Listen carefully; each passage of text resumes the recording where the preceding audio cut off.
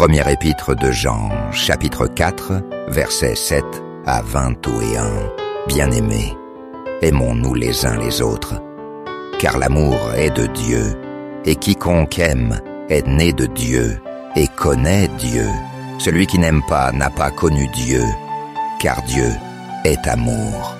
L'amour de Dieu a été manifesté envers nous, en ce que Dieu a envoyé son Fils unique dans le monde, afin que nous vivions par lui.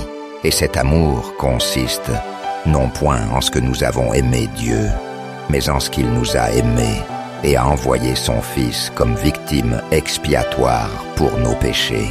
Bien-aimés, si Dieu nous a ainsi aimés, nous devons aussi nous aimer les uns les autres.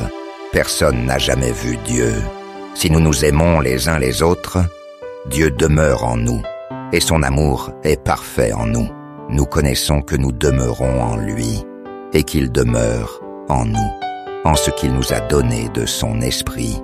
Et nous avons vu, et nous attestons, que le Père a envoyé le Fils comme sauveur du monde. Celui qui confessera que Jésus est le Fils de Dieu, Dieu demeure en lui, et lui en Dieu.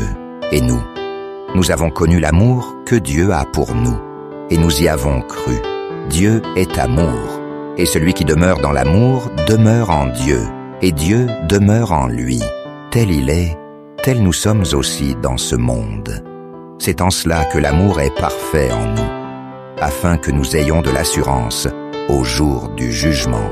La crainte n'est pas dans l'amour, mais l'amour parfait bannit la crainte. Car la crainte suppose un châtiment, et celui qui craint n'est pas parfait dans l'amour.